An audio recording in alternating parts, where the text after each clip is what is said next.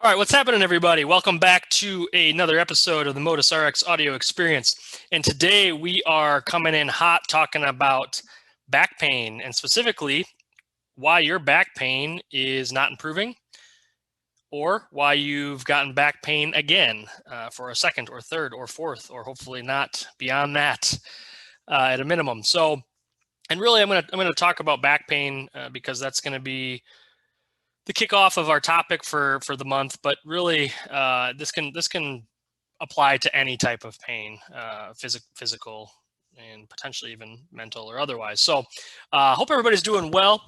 We are coming live to you from the kitchen today. My kitchen. It is a dynamic existence in my week because as of 3:30 p.m. Friday, I'm recording this on a Wednesday. I was informed that our parking lot at the office was going to be torn up and repaved and raised and filled and all sorts of good stuff, which I am not going to complain about for 1 second because 3 years ago I got flooded out of our office. And so I am just happy that something is being done about it. However, this means that you get to listen to me and watch me from the home office today, which will be the kitchen. So hope everybody's doing well. Again, really, really excited. In case you haven't noticed or are not following us, we have a new face, Haley, to the team here at Modus RX, and she's going to be helping us with all things marketing. So she's off to a great start. I apologize in advance, not really, but you're going to be seeing a lot more of me. You're going to be seeing a lot more of us. You're going to be hopefully learning a lot more about what we do and hopefully getting some great content as well as some fun stuff just to get to know a little bit more about what it is that we actually do here in case you do not know, because I like to think that what we do is pretty dang awesome. So getting back to the topic at hand today, we're going to talk about back pain, and we're going to talk about the three reasons, my biggest reasons why your back pain is not getting better or why you're continuing to get back pain time and time again. All right. And I will kick this off by saying I apologize. Once again, not really, but I don't want to offend anybody, but I will be coming in with a little bit more opinion and bias than maybe normal, just because this is what I do and see every single day. So if somebody has any questions or alternate viewpoints, hey, raise your hand and say, hello. I might think otherwise. I'd love to hear it. I'm all about it. I am just coming to you today. I'm allowed to change my mind. We all are. But how I think about things was definitely different than 5 years ago, 10 years ago when I first started treating. And potentially how I think about things 5, 10 years from now might be different as well. So this is the three things about back pain that I know right now and that I think right now seem to be commonly an issue for people. Okay, so I'll stop with the babble. We'll get kicked off with number one. Number one, the number one reason why you're having back pain or why you continue to get repeat episodes of back pain is that the treatments that you are receiving or the treatments that you are attempting are not addressing the underlying root cause.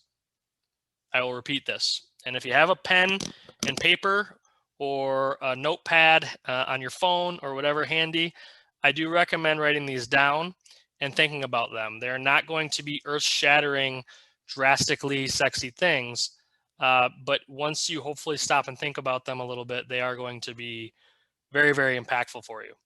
So, number one, the treatments that you are receiving or attempting are not actually addressing the underlying cause.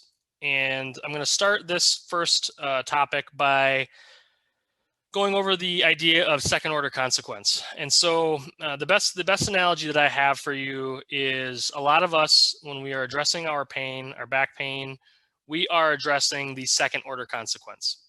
And what do I mean by second order consequence? Well, it's the equivalent of I go out for a fun night of drinking because my Milwaukee Bucks win the win the world championship in the NBA, which unfortunately, as it stands today, is looking more and more unlikely.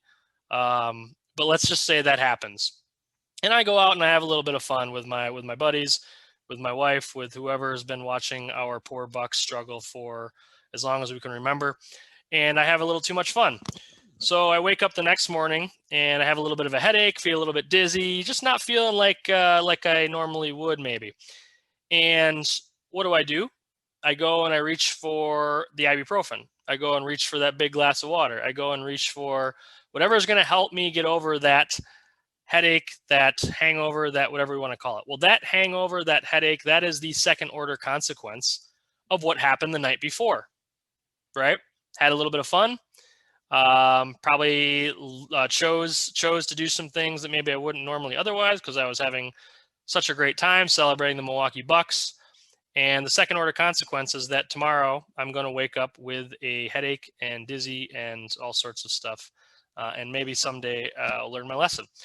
But the equivalent in our word of musculoskeletal health and orthopedic health and back pain is essentially very similar, right? So a lot of us are treating the headache or the nausea or the dizziness from the next day with our back pain. We're treating the symptom. We're treating the after effect. We're treating the second order consequence, but we're not addressing the underlying issue. All right. And I know it sounds too good to be true, but take a minute to think about what you have tried or what others have tried when it comes to back pain or any pain, right? We will try, and some of these things, bear in mind, I do, and I use with people. Now I use them in a plan, right? In a plan of care, and I don't use them as the whole kit and caboodle, but maybe you've tried ice, maybe you've tried heat, maybe you've tried spinal manipulation or chiropractic, maybe you've tried I'm sorry, not chiropractic, maybe you've tried spinal manipulation or adjustments, right? Maybe you've tried soft tissue massage. Maybe you've tried dry needling with me. Maybe you've tried elevating, compression, whatever it is. All of those are reacting to the second order consequence, and they're addressing the symptoms. And again, I do some of these things all the time with good results, but I do them in a whole plan of care, in a whole ordered sequence, in an organized fashion. I don't only treat the symptom and don't worry about what caused the thing in the first place. Okay. So think about when you're getting treatment for musculoskeletal pain, back pain, think about that second order consequence. And are you really, really potentially addressing the underlying cause? Or are you just putting the proverbial, is that the right word? Proverbial Band-Aid over your symptom. All right. And I mean that with respect to you or to other practitioners or even to myself that do these things. But you have to understand if it's okay to use these things, but you have to understand why, and they have to be part of a bigger plan and a bigger picture. If you're sticking with those things 100% because you think that's going to address the underlying cause, that's where a lot of us are missing the boat, right? What's the one thing that I left out of all that, which is probably the most obvious in terms of second order consequence? I'll wait. Think. 2, 3. Surgery, right? Surgery is a treatment or a Band-Aid for a second order consequence. Now, surgery is necessary in certain situations, don't get me wrong, okay? But so many times when we're quick to go under the knife or we're quick to read that MRI, realistically, I would say in my experience, we're talking closer to 7 or 8 times out of 10, it may have not been necessary. So those are all things that I want you to think about and come back to the process of why is this happening? The thought process of why is this happening? What's the underlying cause? Is somebody giving me a full evaluation and an assessment?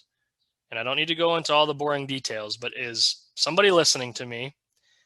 Is somebody asking, what am I limited by?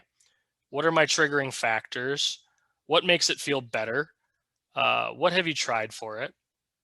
How are you doing psychologically? How are you doing with your weight, your nutrition, your sleep?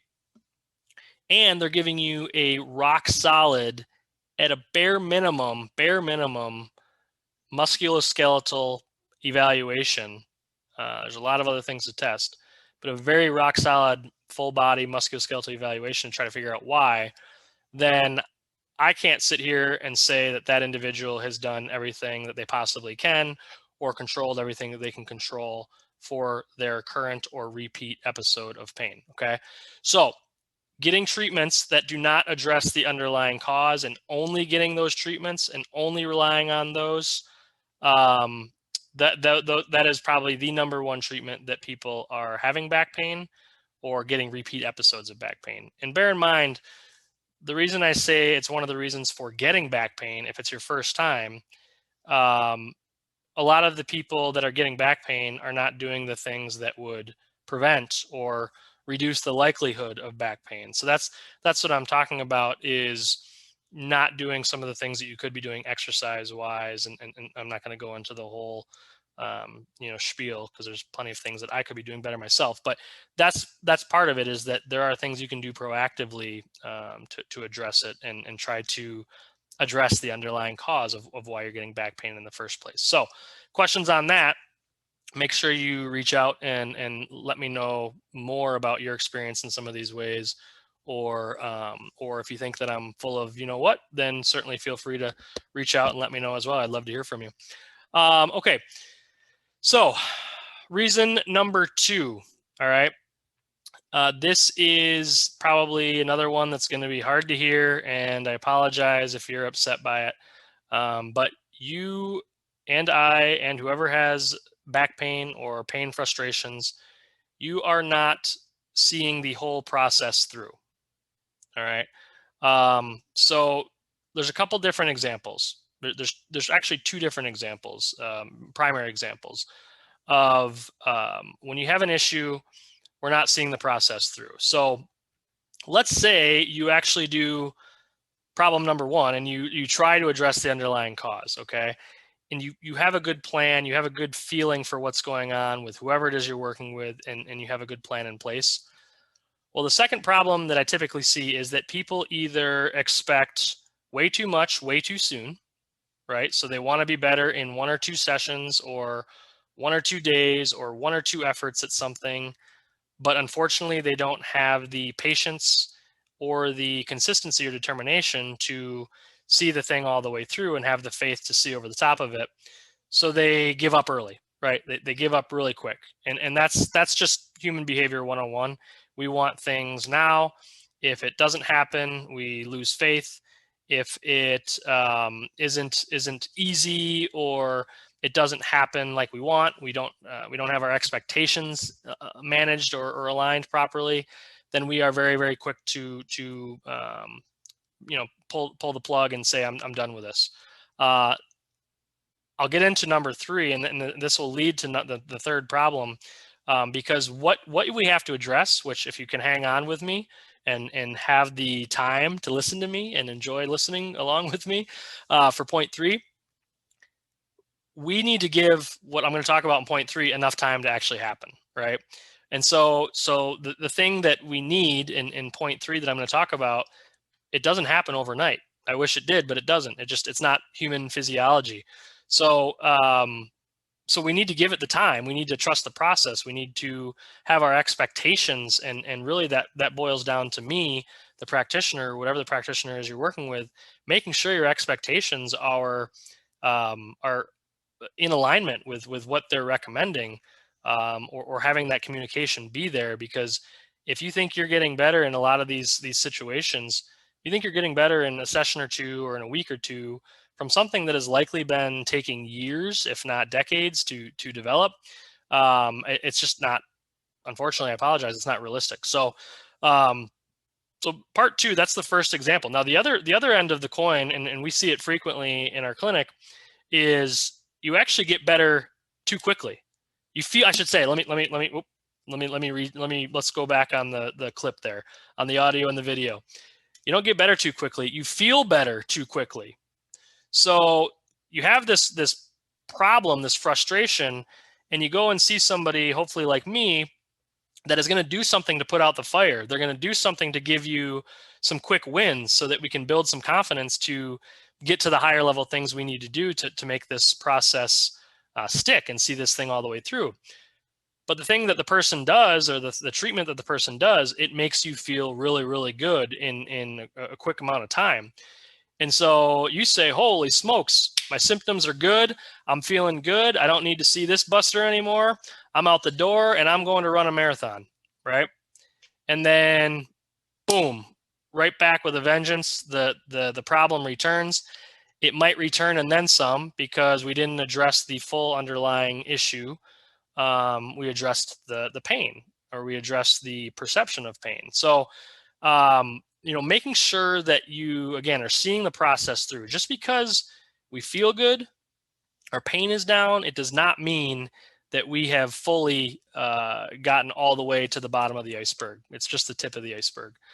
And I'll just add a little extra bonus tip on, this is a whole nother podcast, but your pain experience and your actual physiology are two completely different things.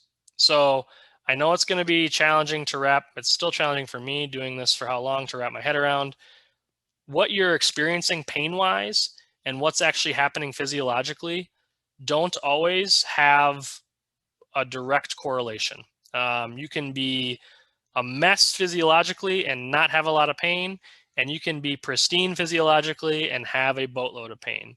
And so those are something that we can save for another date, but that's, along with point 2, that is definitely something to consider, okay?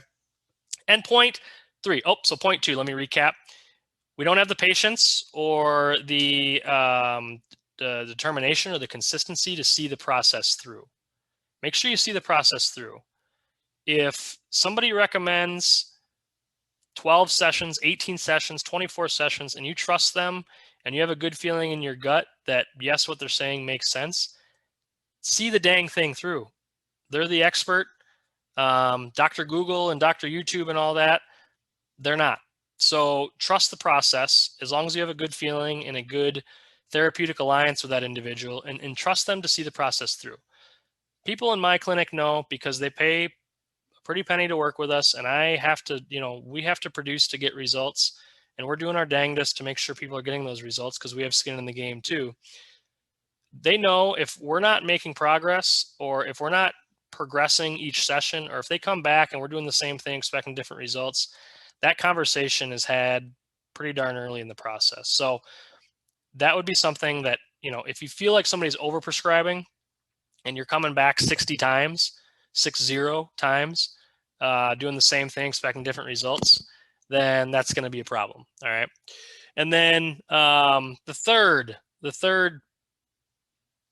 reason, why we are going to have issues with back pain or repeat offenses with back pain is that another simple one. All right. Don't get upset with me. I'm just telling you how I know it today. This could change. It's subject to change, but really at this point, I'm not so sure anymore. I think this is going to be a very principle-based, long-standing thing. It took me a little while to realize it. I think other people it's taking time to realize it. But the third reason that a lot of us have back pain, musculoskeletal pain in general, we're asking our body to do more that it can handle. I wish it was more complex, more sexy, more whatever than that. But more profoundly put, our bodies, our tissues, our muscles, they don't have the capacity to handle what we're asking it to do at that moment in time. And so the gap, right? If you're watching on video, if my threshold, if my capacity to do work and to take on stress in my body is here, it's down low. For those listening, it's down low. And I ask my body to go up high and do a whole lot of work. The gap between those two is where our brain and our body start to perceive threat. They start waving the white flag a little bit and say, oh boy, something's not right here. I better sound off the alarms to let this amazing individual that I'm fortunate to house or to be housed in. I better let them know that what they're doing is a little bit beyond what they have the capacity to do. Okay. More simply put, it's strength. It's strength and stability and the ability to handle stress, physical stress, in a lot of different variables, right? That can be a lot of stress at once. So you're handling a lot of stress per unit of time, meaning you're getting a lot of stress. Let's just say the unit of time is 1 second. You go to pick something up, it's 1 second, but it's a lot of stress for that second. That might cross that threshold, and that might give the alarm system something to go off about, saying you just asked us to do way more than we had the ability to handle in that second. It could be duration or volume. It could be that you're running a marathon and your back doesn't have the capacity to handle that level of repetitive impact for 4 hours. It could be speed, right? Why do people always blow out their back carrying a lampshade? Because they're not thinking about the fact that they're carrying something because it's so light. So they move fast, they go down a curb fast, or they bend over and come up fast. So maybe it's not a force or amount of anything, but it's the speed of it, right? So those are some different things about the capacity. So if you don't have the capacity to handle what you're asking your body to do, or what the environment is asking your body to do, it would behoove us to identify that with a good, thorough evaluation and somebody who understands this stuff, and figure out where's the gap and how do we address it, right? So a lot of our practice has gone to building individuals up physiologically, mentally, making them resilient to the demands of what they want to do, what they have to do. And again, if you're on video, if you started down here in terms of your ability to handle things, and you were trying to take it up here, well, we want to get your ability to handle things up here, right? So then the gap is always positive. You're never going to cross that threshold if we build you a more resilient body and brain to handle these things. And so that's what a lot of our process and our treatment plans have gone towards. And honestly, it works because it has staying power. So once you get to that point, you don't have these things coming back time after time after time. In that process of getting stronger and building a working capacity and building resilience is why number 2 is such a big deal, is because you have to see that process through. You have to understand that aspect of what's going on in order to say, yes, I might be feeling better from that dry needling or that pop that Dr. Eric gave me, but I need to see the process through to build this capacity and this resilience up so that I am strong, fierce, independent, mobile, can do whatever the heck I want, whenever I want, for as long as I want, without having a setback and without having fear of, oh my gosh, what's going to happen tomorrow because I did this. Okay. So building a working capacity and not addressing that gap is the number 3 reason why a lot of people will have issues with back pain and with musculoskeletal pain in general. Okay. So those are the top 3 things for me. And of course, there's a bunch more we could talk about. There's a whole nother podcast on the difference between our pain experience and our physiology and why they're not one and the same.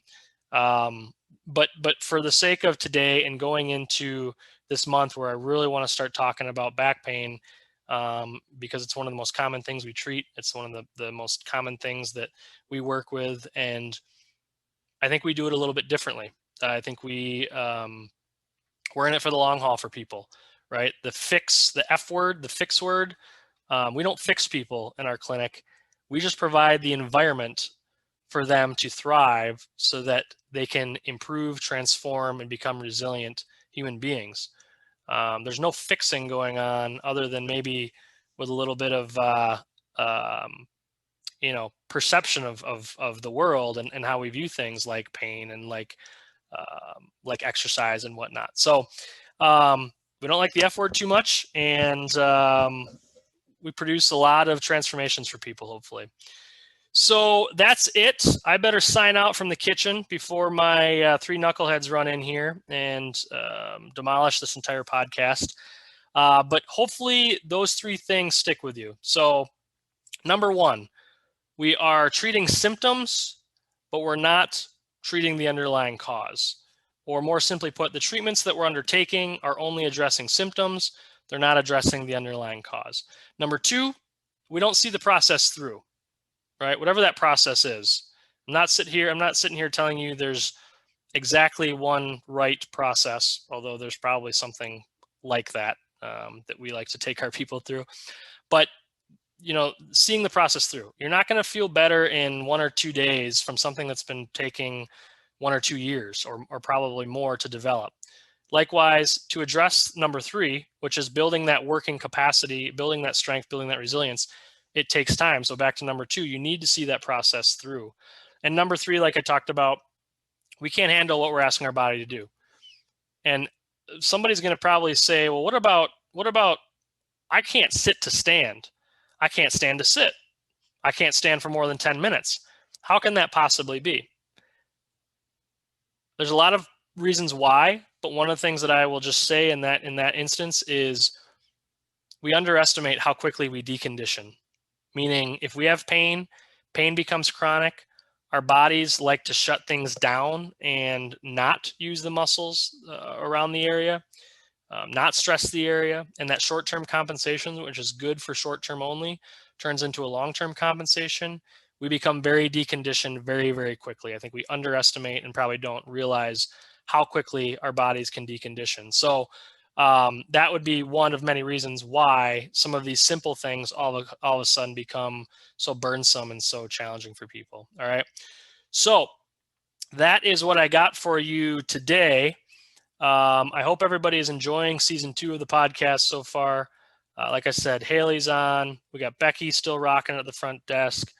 We are helping a lot of people in the clinic, and we're hoping to come out with more and more online products for you as well, for those of you that don't have the luxury of seeing us in brick and mortar. So keep your eyes peeled for some of that. Last little plug. If you're interested in some free information on how we view back pain, go to the link bit.ly, that's bit.ly/7, the number 7, back pain secrets. Bit.ly, that's bit.ly/ the number 7, back pain secrets. And you can opt in for our free guide, the 7 secrets to easing back pain and transforming your body. So last little plug there. Once again, hope everybody's having a great week. Happy 4th of July to everybody. Love this country to death. And I couldn't be more excited about where we're going with our business and some of the people that we're getting through our doors, all thanks to this great country. So happy 4th of July. Hopefully this podcast resonates with you. If you would, make sure you share it out with your friends and family. Subscribe to us on any of the major platforms, and please, if you would be so kind, go and leave us an honest review on any of those platforms as well. It will greatly help more people like you find us so that we can help them. All right. Hope everybody is doing well. We will chat soon. This is Dr. Eric Wallace from Modus RX Physical Therapy, and this is another episode of the Modus RX Audio Experience. Thank you.